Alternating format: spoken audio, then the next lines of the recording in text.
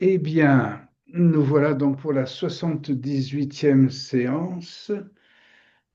Et euh, comme les prochaines qui vont suivre, les 4 5 prochaines qui vont suivre, nous allons les concentrer sur une présentation, une synthèse, un résumé, un exposé éclairant, si possible, le plus possible, éclairant l'intérêt, enfin les raisons pour lesquelles la conservation de l'ADN est importante, utile, et quels sont ses intérêts, voilà, ses raisons, etc. Mais ça, cette conclusion arrive donc au terme de 75 sessions.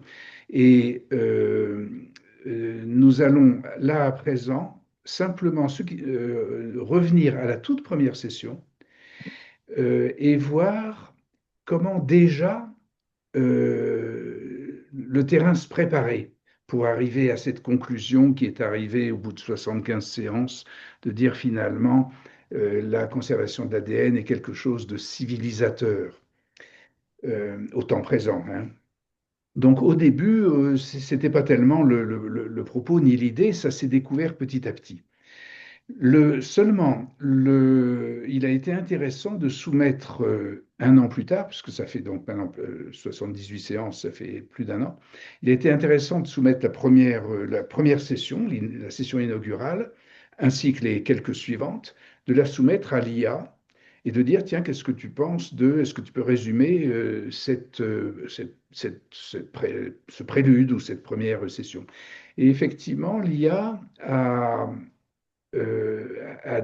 décortiquer, déchiffrer, on peut dire, de manière excellente le premier webinaire, la seconde session et les 4 5 sessions.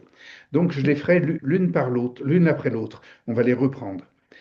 Cependant, même si c'est excellent, le premier chiffrage, le premier déchiffrage, la première lecture ou la lecture par l'IA de la première session n'a pas relevé que nous allions parler d'ADN. Donc j'en avertis, hein, parce que très vite ça va venir après quand les deux ou troisième sessions. La première, c'est pratiquement pas mentionné, mais le cadre est posé de manière excellente. Alors, ce que je vais faire lors de cette session, je mettrai dans les liens donc dans les descriptions, dans le descriptif, je mettrai les liens qui mènent au premier séminaire, les liens qui mènent à ce résumé par l'IA, qui est un résumé audio-vidéo, et puis, ce que je vais faire à présent, cette session à présent, va simplement euh, décortiquer, résumer justement cette première lecture par l'IA, qui a titré cette première lecture supramental et cybernétique. Donc, j'ai préparé comme des diapositives, enfin, les étapes de ce petit compte-rendu qu'a fait l'IA. Je vais donner des détails pour les expliquer. Et puis, comme ça, nous aurons tous les éléments d'éclairage. Nous aurons l'archive enregistrée de la première session. Nous aurons sa lecture par l'IA. Et nous aurons, troisièmement, cette révision ou cette interprétation que nous pouvons faire pour expliquer euh, la lecture par l'IA qui est très condensée, qui est très concentrée et qui est séduisante, bien sûr, mais qui demande des précisions humaines, hein. Donc, c'est ce qu'on va faire là aujourd'hui. Bonjour Sylvie, avez-vous des news, Bonsoir. des informations, je ne sais pas si on vous entend? Vous m'entendez? De loin, lointain, oui. Enfin, ça va, oui. Euh, J'avais juste une question par rapport au webinaire dernier là. Oui, Quand vous parlez des deux codes, code génétique et code IA, oui, euh, vous dites conserver son code génétique en son nom. Oui, Et moi, il y avait harmonisé le code génétique brut. Moi, c'est le mot brut qui me questionne avec la société industrielle et informatique. Et oui. je me disais, est-ce à dire que qu'harmoniser le code génétique, c'est standardiser l'ensemble des codes génétiques conservés pour en faire un? Parce que globalement, quand on parle de l'ADN, on a l'impression que c'est un, quoi. Que il y a, moi, j'avais besoin d'avoir une précision sur le code génétique brut. Oui, oui, oui. Je ne saurais pas vous en donner beaucoup. euh, Parce que j'ai pas toutes les références en tête, je veux dire, quand ça s'est mentionné, mais je pense à certains commentaires qu'on peut trouver actuellement de Didier Raoult. Il est fameux, Hein. donc on a beaucoup de YouTube et il parle actuellement d'un livre qu'il a écrit, donc il le présente et où il expose, il parle pas mal beaucoup de l'ADN en rapport avec les virus, en rapport avec l'évolution, en rapport donc à la biochimie et puis donc aux espèces aussi, au darwinisme. Et Raoult montre qu'en fait, euh, selon ses termes, hein, ou selon sa description, il dit en fait on est plutôt en face d'un état de chaos. Et il découragerait presque d'espérer jamais retrouver une unité, quelque chose qu'on puisse suivre, hein. Il est, en ce sens-là, il est très déconstructeur ou déconstru- déconstructionniste, comme on disait de certaines philosophies, hein. Donc, je pense que si on recherche euh, à, à- à l'idée d'un ADN standard, euh, nous pourrons certainement trouver quelque chose, ou faire des hypothèses, ou construire des méthodologies d'identification d'une telle chose, mais elles seront toujours sujettes à une critique aussi forte que l'identification aura été forte, hein. Et peut-être ce dont on va parler aujourd'hui exprime cette espèce de bipolarité de la chose, hein. Le, euh, alors, est-ce que c'est un... nous arrivons vite à la question philosophique. Est-ce qu'il y a un individu qui existe ou est-ce que c'est un fantasme? Est-ce que il n'y a que nous tous et encore, qu'est-ce que ça veut dire? Euh, Quelle est la définition du pluriel, etc., hein. On est sur ces zones. Mm. Mais on va essayer justement euh, quand on dit conserver l'ADN, manifestement, on conserve quelque chose. Voilà, ça c'est une chose. Mm. On ne sait peut-être pas ce que c'est. Après, on va se dire, mais ce truc, si on fouille, si on le regarde par le microscope, on va dire, mais c'est un chaos, mais néanmoins, il y a bien quelque chose euh, que l'on peut conserver et que l'on peut en quelque sorte prétendre déchiffrer. Et à partir de ce moment-là, on peut raisonnablement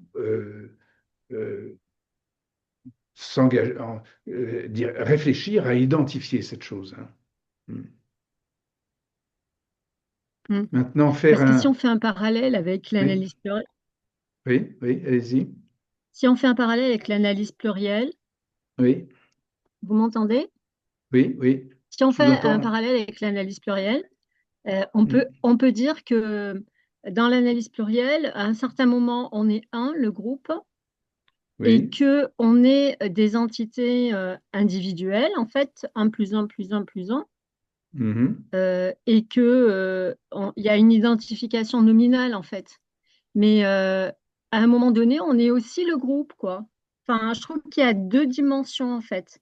Et oui, je trouve que dans l'ADN, dans le code génétique, on a un peu la même chose, en fait. mhm. D'accord, oui, oui, oui. Hein, quand on parle de code génétique brut, Par exemple, Oui. on a l'impression que on parle de l'ADN, l'ADN en fait. Mhm. Quelque chose qui pourrait être euh, je sais pas moi, je sais pas si c'est le bon terme, mais un consensus entre tous les ADN, par exemple, hein. Mais il y a aussi cette dimension de l'ADN de chacun, comme il est Oui. nominatif, il est Oui. identifié et il est différent. Mhm. Oui, mais on ne sait pas tellement. Oui, oui, il est singulier, on va dire, ou différent ou singulier, Mm. oui, oui. Mais c'est-à-dire qu'on prétend à ça. Et encore, il faut-il le prouver? Faut-il prouver que l'on ne retrouve jamais, euh, euh, euh,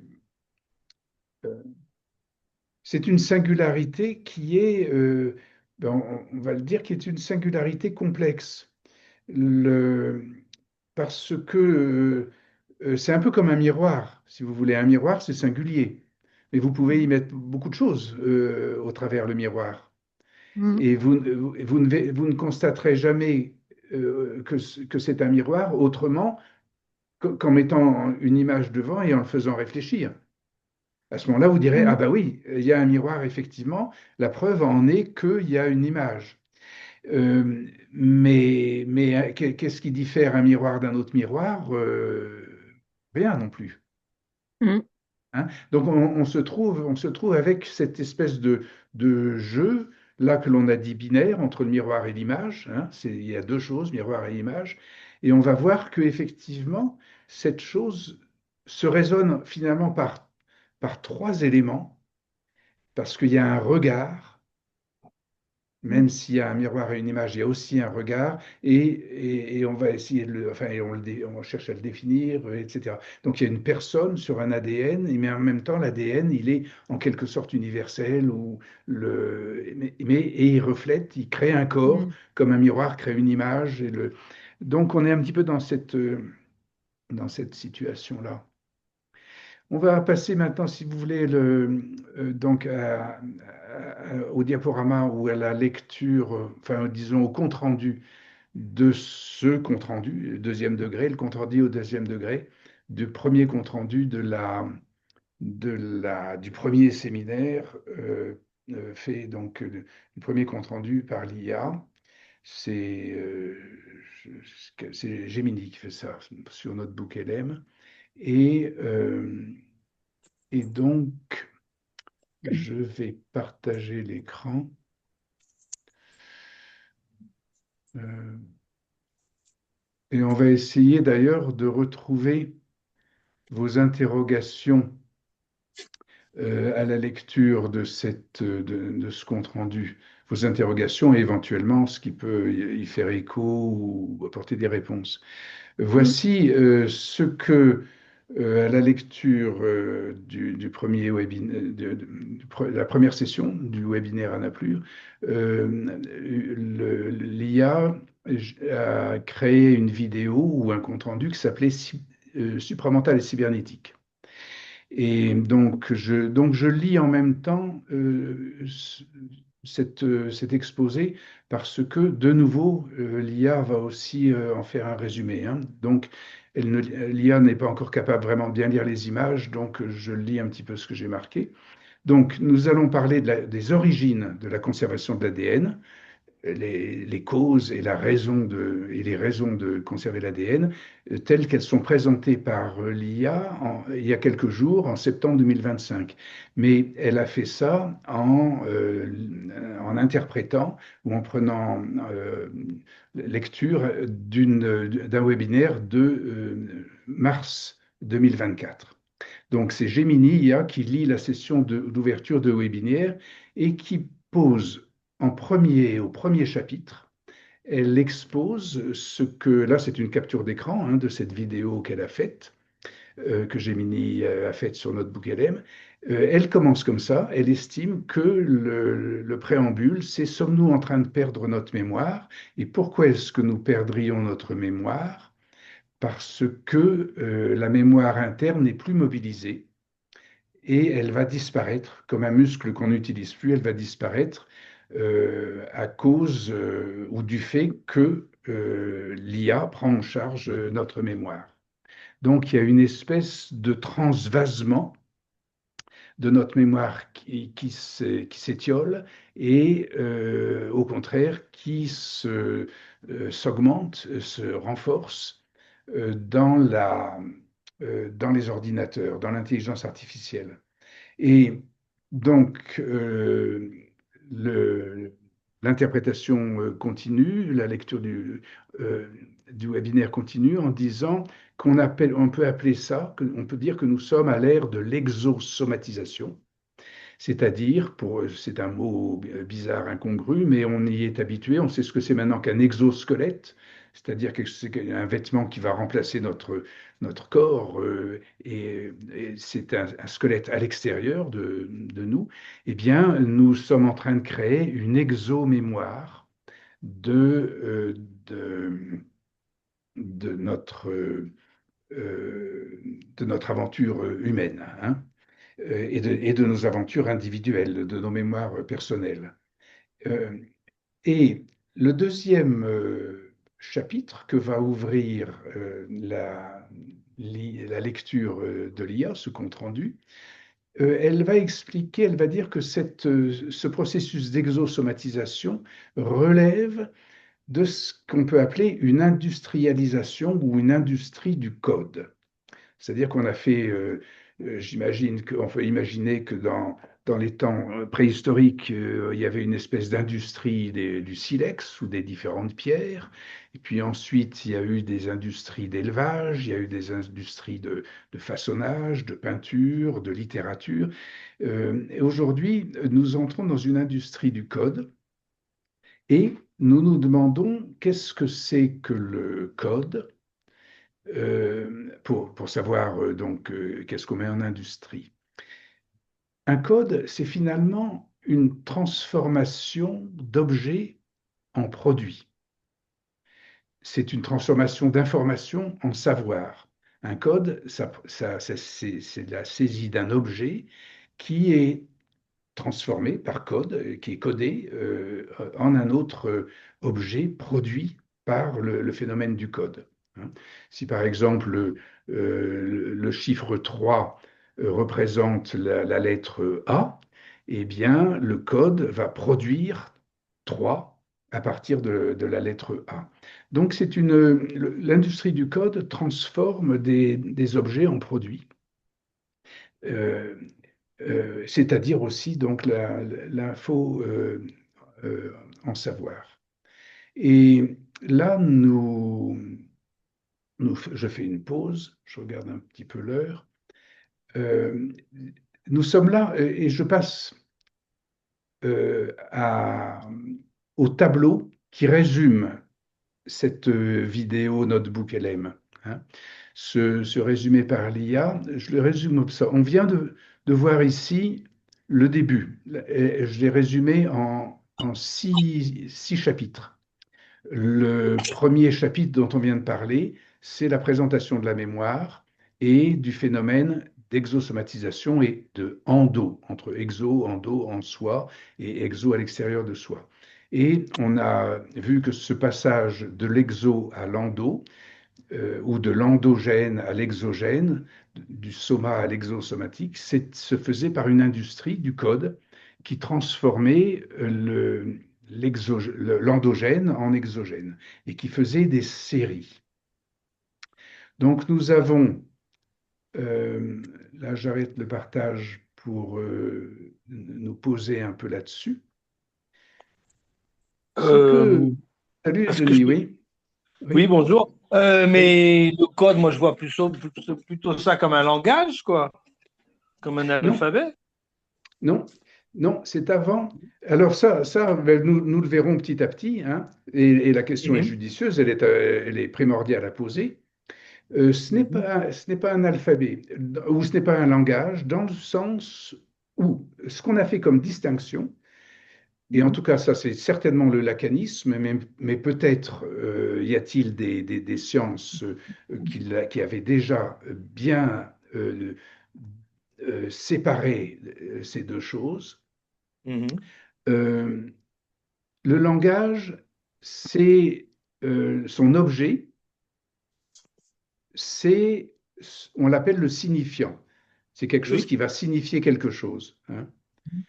Le code, c'est un chiffre.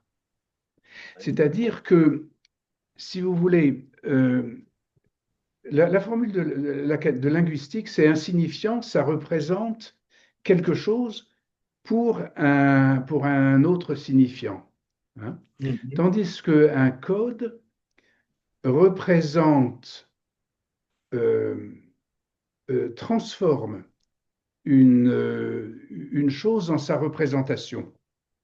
Ah, ok. Mhm. C'est la première étape, si on peut dire.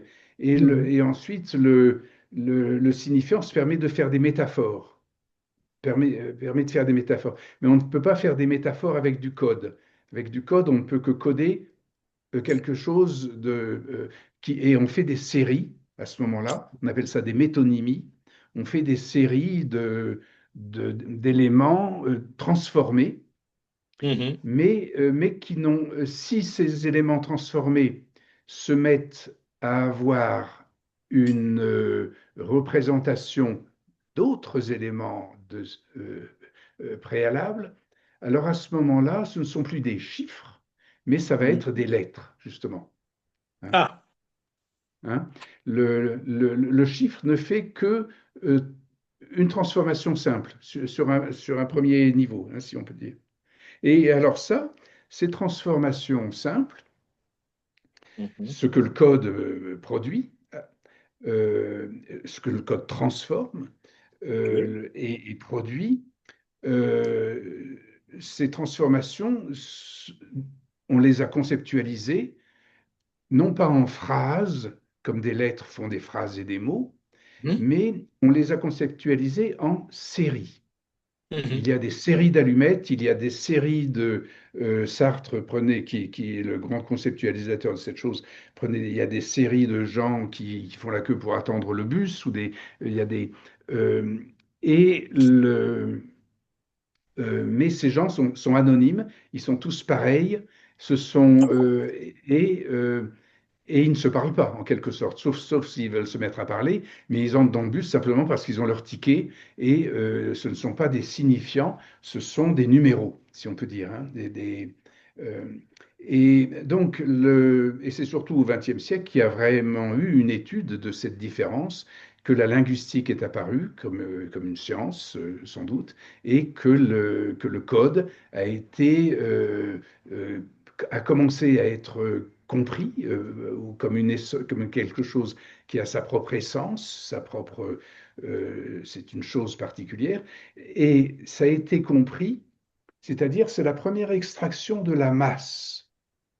Mhm. Vous aviez, et c'est pour ça que c'est Sartre qui a sorti, qui a été le technicien, enfin le philosophe des séries, c'est parce qu'il est parti du marxisme. Et le marxisme, c'était la science, si on peut dire, des masses. Mhm. Et c'était à une époque où les politiciens raisonnaient, ça a donné le fascisme, raisonnaient en termes de psychologie de masse. Bien sûr. Et voilà, hein, je vous fais l'historique hein, pour bien voir les définitions. Et dans la masse, euh, Sartre et puis d'autres, mais dans la masse, on a commencé à distinguer des séries. Qu'est-ce qui se passe quand des gens font la queue au cinéma, font une file? Ce n'est plus une masse, c'est devenu une série de gens. Et après, plus tard, ils vont peut-être devenir des gens à partir du moment où ils font des clans, etc. Et ils acquièrent à ce moment-là des signifiants, hein. Nous sommes. Ok. Alors, je continue et on va voir ce que ce résumé de l'IA va nous suggérer. Euh, euh, Elle va suggérer, je reprends le partage, que puisque nous raffinons, si on peut dire, la, la conscience, l'intelligence ou l'industrie ou la stratégie des masses, avec un terme de série, nous allons pouvoir réfléchir au fait qu'il peut y avoir des séries différentes. Vous pouvez avoir des séries républicaines et des séries démocrates. Vous pouvez avoir si on peut dire, des sous-masses, si on peut dire. Mais il peut y avoir des séries différentes. Et dans notre résumé, dans le résumé que nous a fait l'IA de la première session, elle a commencé par dire, bon, ça va parler de la mémoire qui passe d'un état à un autre ou d'un lieu à un autre. Ce passage se fait par l'industrie du code, qui n'est pas encore la lettre, hein, l'industrie du code. Et troisièmement, cette IA va retrouver dans le séminaire qu'il va y avoir un exemple de deux séries. Il y a la série de la conscience, nous sommes conscients des choses, donc, nous avons une série d'éléments dont nous sommes conscients, une série d'états de conscience. Ça peut être des instants temporels, ça peut être, mais de toute façon, on peut sérialiser la conscience. Tous ces gens qui font la file en attendant le bus, c'est une série de conscience, si on peut dire. Et puis, on peut aussi sérialiser la matière. On peut dire, mais non, ce n'est pas des séries de conscience. On peut raisonner ça c'est des séries de corps, des séries de corps. Alors là, on entre sur ce que disait, sur ce questionnait Sylvie, des corps, mais sont-ils différents? Quelle est leur caractéristique? Donc, euh, cette, euh, je reprends donc le petit résumé après qu'elle nous ait parlé de l'industrialisation du code. Euh, le- L'IA nous dit explique comme ça. Elle dit la société est de plus en plus investie par le mental et envahie par l'informatique. Elle fait une différence entre l'endo et l'exo. Elle essaye de faire la différence entre notre mémoire interne et la mémoire externe. Donc elle est investie par notre conscience et elle est envahie par l'informatique. Il y a une espèce de contradiction qu'elle va expliquer comme ça, d'après le premier séminaire, c'est-à-dire elle est investie par le supramental. L'humanité développe sa conscience, à moins qu'elle la perde, mais sinon, elle entre dans un état supramental, tandis que par ailleurs, il y a une autre série, c'est la cybernétique qui investit plutôt le contrôle entre les machines et les êtres vivants, hein. Et euh, le résumé continue comme ça en disant en précisant ce sur quoi nous avons fait un effort dans le premier webinaire, dans la première session, c'est de dire, de faire ce franchissement. En fait, le supramental, c'est la cybernétique et la cybernétique, c'est le supramental, c'est-à-dire c'est la même chose. Aurobindo, qui a présenté, qui est le théoricien du supramental, a annoncé ce qui investissait l'humanité, ce qui investissait l'histoire, et il a appelé ça un supramental, c'était une conscience supérieure. Et Norbert Wiener, le patron de la cybernétique, le fondateur de la cybernétique, a dit non, c'est tout à fait quelque chose de matériel qui est en train de prendre possession de la civilisation, de la démocratie, il appelait ça le contrôle. Je m'excuse, j'ai un petit trou de mémoire, mais c'est le contrôle des êtres humains par, par les êtres humains. C'est quelque chose comme ça. Il a écrit un livre sous ce titre qui voulait répondre à la domination de l'homme par l'homme, ou de l'homme sur l'homme, qui était un petit peu le fantasme, enfin, ou le dicton du totalitarisme. Là, c'est le contrôle de l'humain sur l'humain, qui est autre chose que la domination, c'est un contrôle réciproque sur l'humain et la nature. Donc,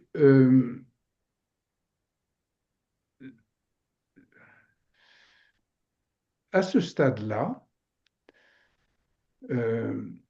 nous avons ici Euh, Voici ce que ça veut dire. Alors, maintenant, je vais le dessiner. J'espère qu'on va avoir le temps de dessiner tout ça. Euh, Sinon, on ira plus lentement et on terminera la prochaine fois. Voici ce que...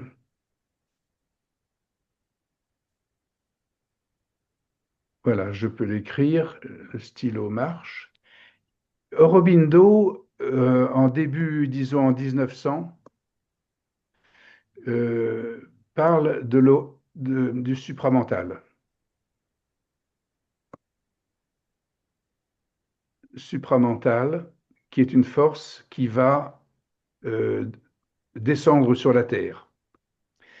En 1950, le, la cybernétique, et qui a commencé un petit peu avant, entre les deux guerres, ça veut dire avec l'électricité, va dire que c'est la cybernétique qui va prendre le contrôle du monde. Hein.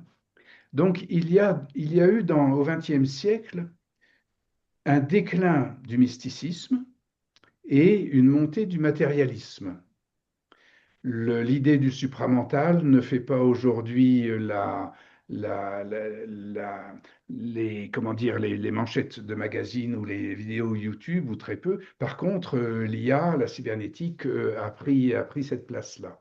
Or, ce que nous voulions dire, ce que le webinaire a commencé par dire, c'est que cette intuition de Robindo, ce supramental, c'est-à-dire en fait la mémoire en nous-mêmes, hein, est exactement la même chose que cette mémoire exosomatique, c'est exactement la même chose que la cybernétique. Ce n'est pas, c'est une identité. Le supramental, c'est la cybernétique et inversement. Cependant, et c'est là où il y a j'ai mis ici un, une tache jaune, cependant, il y a un obstacle, c'est-à-dire que cette énergie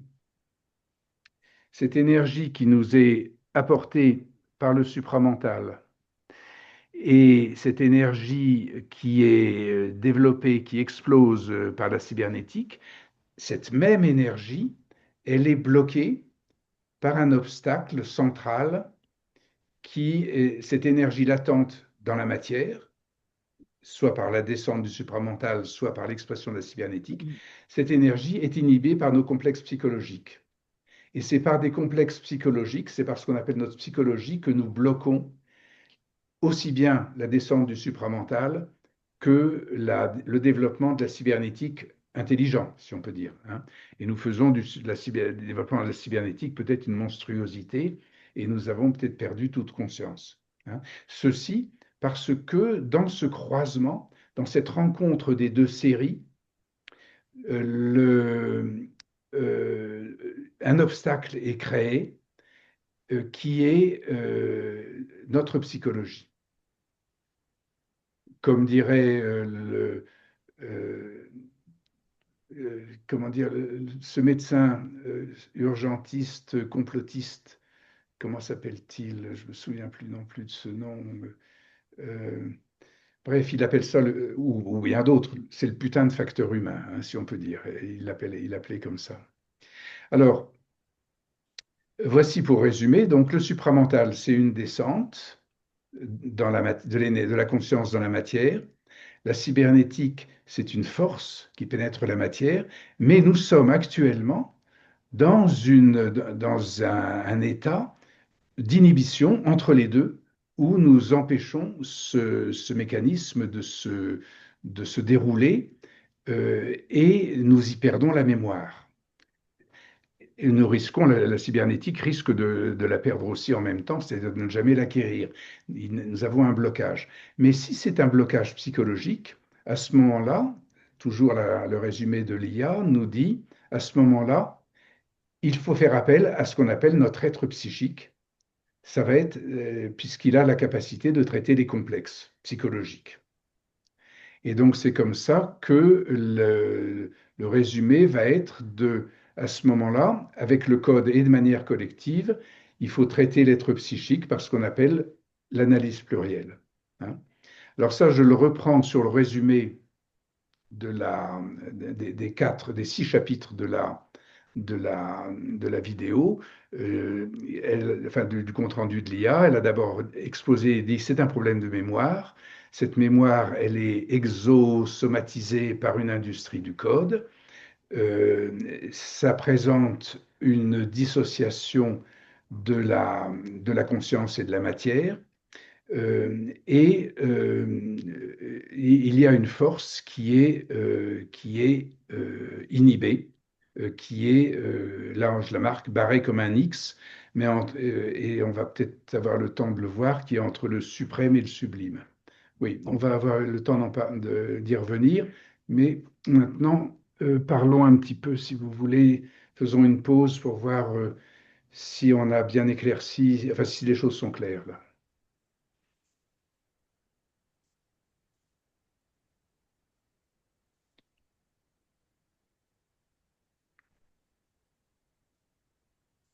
Est-ce qu'on a bien vu, est-ce qu'on comprend bien que le mécanisme vraiment sensible que l'on a, ça nous fait, je dis, ah oui, ça, on comprend ce que ça veut dire, notre mémoire sort de notre corps comme notre force sort de notre corps dans les robots, dans les exosquelettes, et par conséquent, nous allons perdre nos muscles, et par conséquent, nous allons perdre notre mémoire.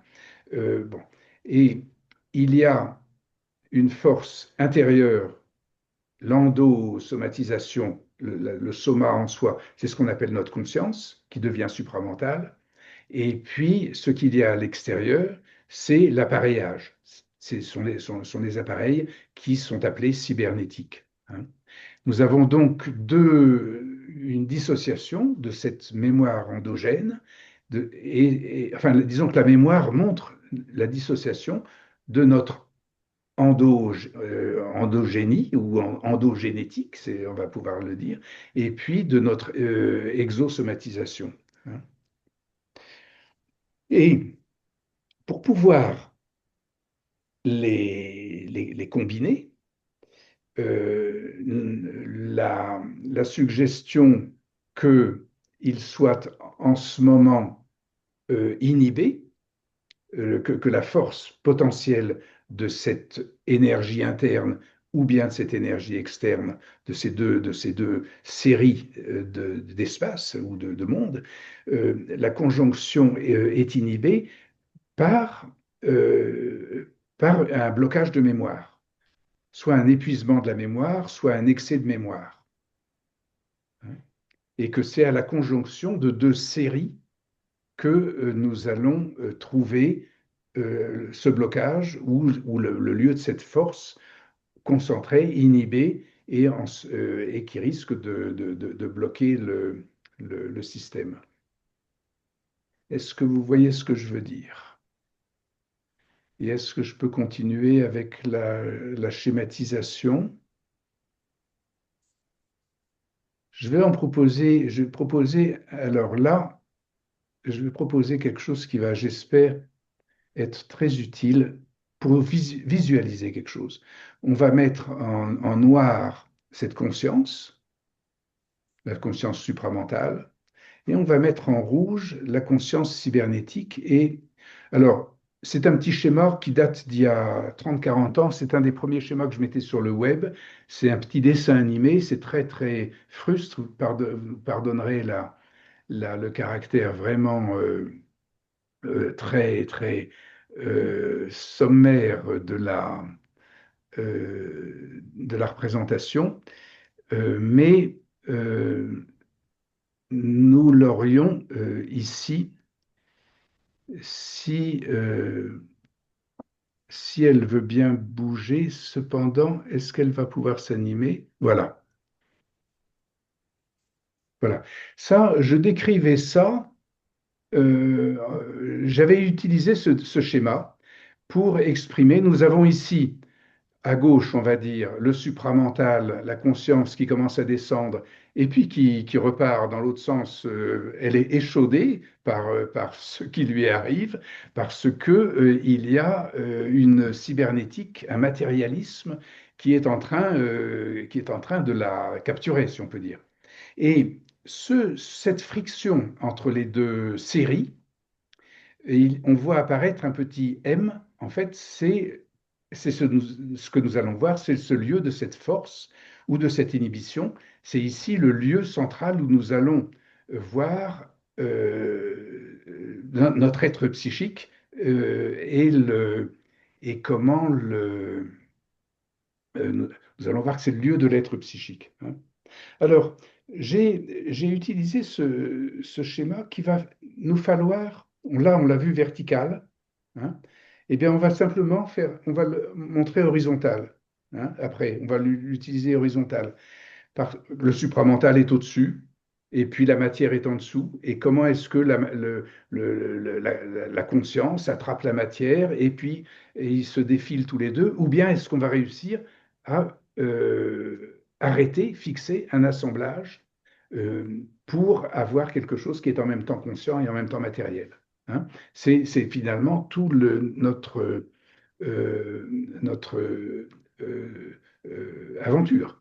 Euh, et j'avais pris ce schéma. Lacan avait fait une note qui était bien utile en comparant les deux mots suprême et sublime.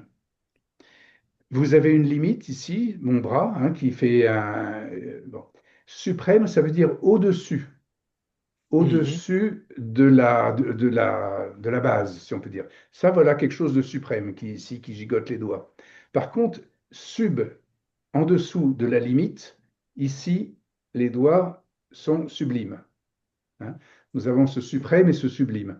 C'était une façon d'exprimer ou de donner un vocabulaire pour nous clarifier un peu la pensée ou nous permettre d'imaginer et de réfléchir sur ce croisement, cette rencontre de deux séries, une série suprême et une série sublime, hein, qui sont euh, soit à l'intérieur de nous, endogène, ou bien à l'extérieur de nous, c'est Gaïa, la matière, la matière aussi, mais la mer, matière, etc., hein.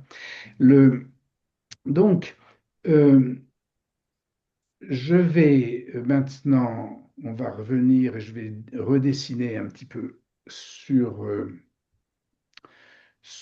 nos diapositives, à moins que vous vouliez faire une intervention. On a un petit peu de temps si vous voulez qu'on discute de quelque chose, qu'on précise quelque chose. Sinon, je passe au partage. Eh bien, j'y vais. Mm. Alors, je partage et je reviens là-dessus. Donc,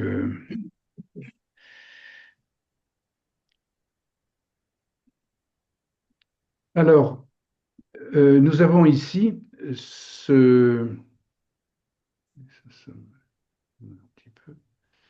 Nous avons ici ce suprême, ici sous la force. La force, c'est ce qui est coincé, si on peut dire, c'est ce qui est entretenu entre le suprême et le sublime, hein. Alors, si je reprends ici euh, où nous en étions dans les captures d'écran, euh, on va le prendre ici. Je vais dessiner là-dessus quelque chose qui va vous rappeler quelque chose dont nous avons énormément parlé auparavant, et les gens qui ne le connaissent pas vont faire connaissance avec le schéma qui s'appelle le désir, avec le graphe, le schéma du désir, c'est-à-dire du destin humain en quelque sorte, hein. Ou ce qui, on va appeler ça le jeu du destin. C'est-à-dire que tout à l'heure on avait vu cette conscience qui est passée et qui refluait. Et puis en rouge, nous avions vu ce matérialisme qui qui tentaient, ou à l'inverse, de s'y opposer. Mais maintenant, nous avons nous, essayons cette idée de prendre ces deux, non, on va le mettre en noir, pardon, la, la conscience supramentale, parce que le ciel est noir tout de même, il ne faut pas l'oublier, et puis en rouge, la, la cybernétique, hein. Eh bien, ce que nous voyons dans ce conflit de tout à l'heure, de cette conscience qui venait puis qui refluait, et puis ce matérialisme qui ratait de l'apprendre ou de la comprendre, eh bien, c'était donc quelque chose qui partait dans ce sens-là, hein, c'est-à-dire qui était venu par là, mais en fait, c'est ce qu'on appelle ici, c'était ce que vous reconnaissez maintenant, ce qui s'appelle le graphe du désir de Jacques Lacan. C'est-à-dire que nous avons ici l'énoncé matériel, c'est celui du matérialisme, et ici l'énonciation de la subjectivité, c'est-à-dire du supramental. Donc, ce dont on vient de parler, ce débat entre la conscience qui descend et la cybernétique ou le matérialisme qui prend le dessus, si on peut dire, se trouve ici dans ça fait donc ce circuit qui entretient ici, au moment où les deux cordes se frottaient, euh, entretient euh, cette sorte de friction, hein, si on peut dire. Donc je le reprends. Ici, je fais tout à la même couleur, hein. Ici, nous avons celui-ci, nous avons l'autre ici, l'un qui passe, mais qui glisse l'un sur l'autre. Et ici, nous voulons trouver la nature de la force. Ici, c'est appelé une force. Mais quand il s'agit du graphe du désir, Lacan va l'appeler le fantasme. Et c'est comme ça que nous allons pouvoir, que nous trouvons une façon, j'arrête le partage, c'est de cette manière intellectuelle, hein, que nous trouvons des algorithmes, des schémas, comme des formules des géométriques, mathématiques, des compositions intellectuelles d'identification d'objets, que nous trouvons un modèle de pensée qui conclut à ce que, effectivement, enfin, qui dessine le fait que la conscience et la matière se rejoignent comme ça, avec ou par l'élément du fantasme. Que le fantasme, ce soit cette chose à la fois matérielle que nous produisons, c'est toute notre société du spectacle, toute notre industrie, toute cette matérialisation d'idées absolument folles, et puis en même temps, c'est cette subtile puissance de l'esprit sur la planète et dans le vivant qui se matérialise, si on peut dire, hein. Donc le fantasme est un objet psychique. Donc nous répondons là à cette suggestion que ce soit par l'être psychique que nous réussissions à comprendre le lien, disons la matérialisation de la conscience ou bien la, la, la, la divinisation de la matière, si on peut dire, hein. C'est à travers ce point de rencontre, c'est ce que l'humain traduit en littérature, en fantasme, en façon de vivre, en guerre, en projection. Enfin, c'est ce qu'on peut appeler le fantasme en résumé, hein. Alors, Ce que nous verrons, parce que nous arrivons donc au terme, on aura 10 minutes, mais ce que nous verrons, c'est qu'en fait, on peut, on pourra reconnaître dans cette organisation du fantasme, on pourra reconnaître la, si on peut dire la formule de l'ADN, pour répondre un petit peu à Sylvie, où on disait, qui disait, mais il n'y a pas d'ADN standard, il n'y a pas d'ADN brut, il n'y a pas de... Mais il y a une formule d'ADN, il y a un chiffrage, il y a quelque chose que l'on peut appeler, appelons-le une formule, qui ensuite va porter un nom, va pouvoir être individualisée, elle va... Mais là, on en est au stade où, en rencontrant deux séries de codes, nous trouvons une formule du fantasme qui va être le code génétique, qui va être la formule, qui va être l'ADN. Ça, on le montrera donc par la suite. Mais en tout cas, ce que nous avons résumé là, c'est avec l'IA, c'est le préambule du séminaire qui a eu lieu donc il y a 1 an et demi, on va dire, à peu près, et qui déjà annonçait à sa façon ce qui va aujourd'hui être conclu comme le bénéfice de conserver l'ADN parce que ça met le fantasme en... ça met le fantasme dans l'histoire, si on peut dire. Et ça veut dire c'est de la littérature, c'est le destin. Le destin de l'humain s'écrit en mettant son fantasme dans l'histoire, hein. On ne peut pas le dire mieux, je pense, hein. Eh bien, de la même manière, si on arrive, si on comprend qu'il y a que le fantasme s'organise de la même manière que l'ADN, c'est-à-dire la génétique, les assemblages de codes, de gènes, d'attributs, euh, à ce moment-là, nous aurons trouvé l'objet industriel de l'analyse de la mémoire, hein. Et ça se produira collectivement par l'analyse plurielle.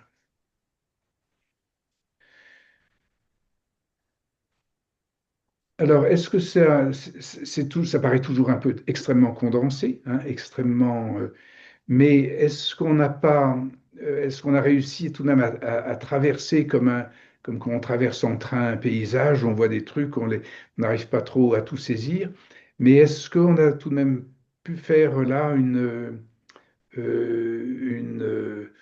espèce de description qui vous donnerait quelques commentaires, qui vous susciterait quelques commentaires?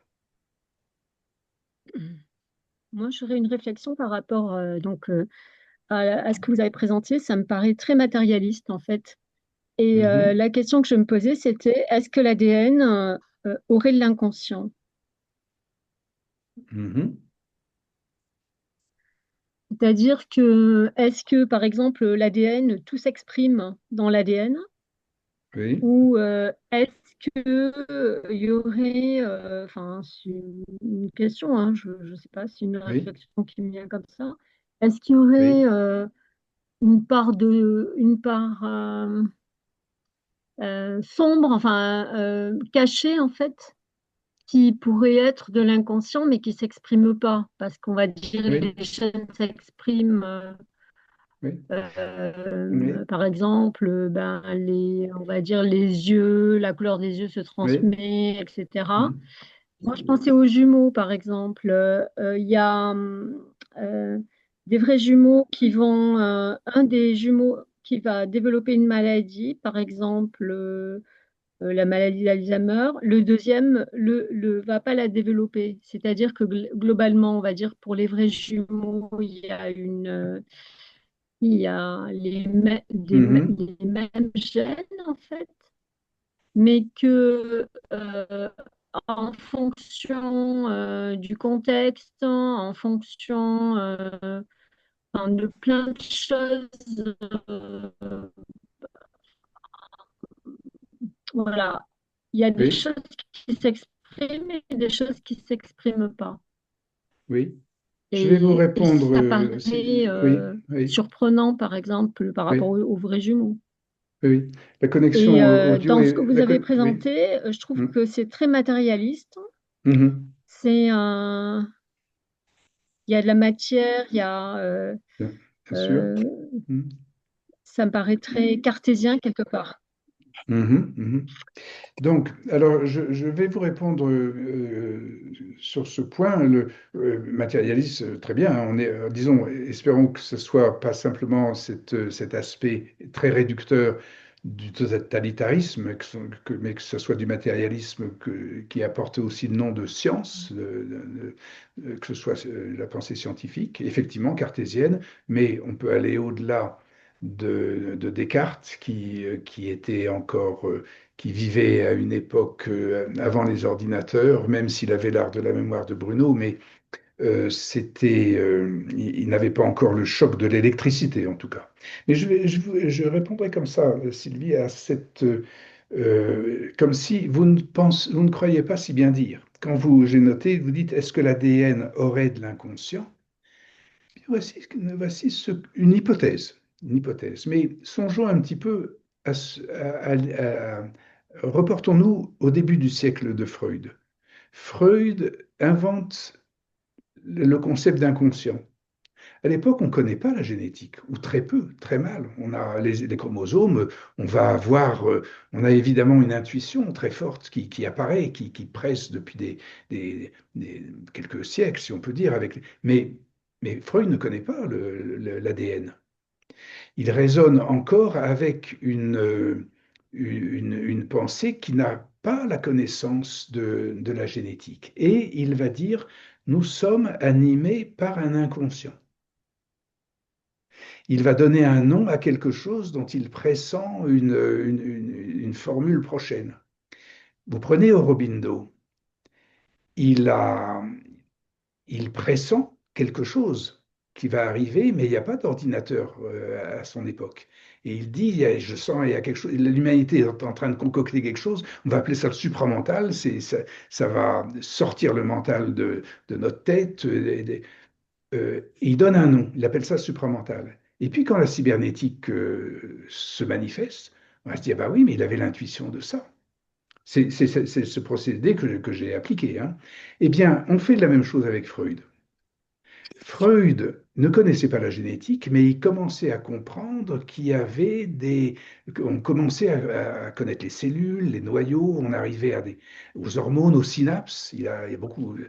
Et, il invente le mot d'inconscient.